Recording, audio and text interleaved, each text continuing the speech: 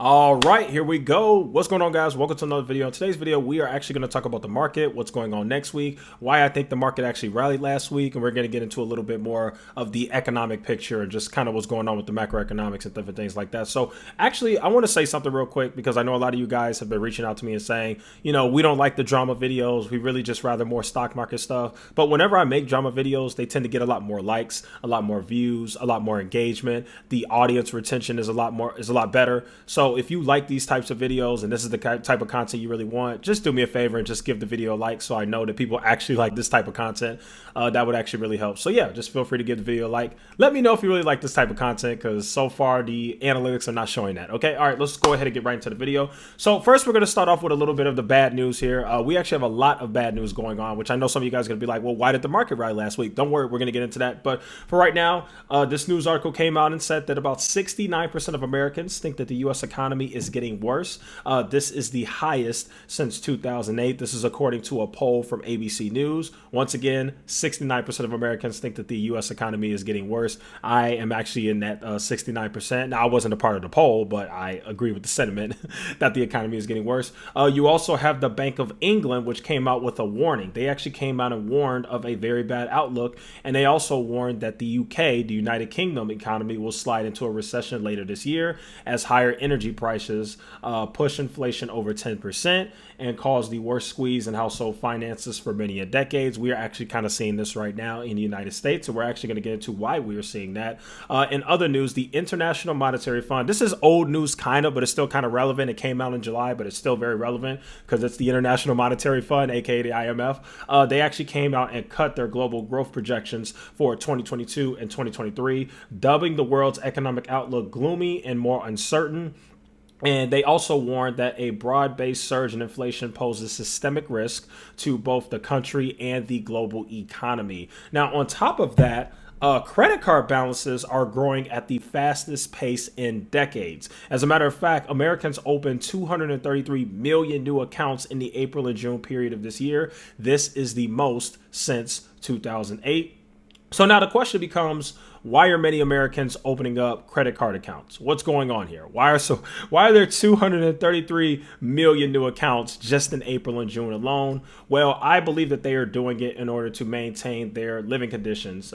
People have gotten really used to during the pandemic with all of the PPP loan money, the stimulus checks, the unemployment benefits. But now with all of the stimulus money gone, savings are drained, inflation being sky high, it looks like Americans have nowhere else to go but credit in order to keep up with their current lifestyle. This is currently what we are seeing, and it is extremely dangerous and scary, and that is not good for the overall economy for so many Americans to have all of this freaking debt, especially in an environment where the Fed is raising interest rates, which, yes, is going to affect that credit card debt. So now, with all of this data, we have painting a gloomy picture for the economy. Why did the stock market rally this week? This is a question that a lot of people have, and it's actually very simple. So in my opinion, the main reason for this entire relief rally has been hopes of a less hawkish Fed. This was driven by Powell sounding a lot more dovish during the latest FOMC meeting. The Fed stated last week that they are now fully data dependent, or that they are now fully dependent on the data. And so now with the Fed being more data dependent, there are hopes of a more dovish Fed. That is what the market is hoping for, and that's why you saw that rally. Now, the reason why is because many believe that we are now in a recession, or at the very least seeing more signs of one. And so with that, there's this belief that a more data dependent Fed will soon pause its rate hikes. And so this actually makes next week's CPI report and PPI report even more important, given what the market now currently believes. We need to see that any sort of sign that inflation is actually going down. Now, if inflation continues to go up or it pretty much stays the same, that is going to be awful. And I don't think that the market is going to like that very much. Now, if we actually start to see inflation go down, and I mean really go down, that might actually make the market even more happy because that kind of points to a dovish Fed. Remember, this is what the market is thinking.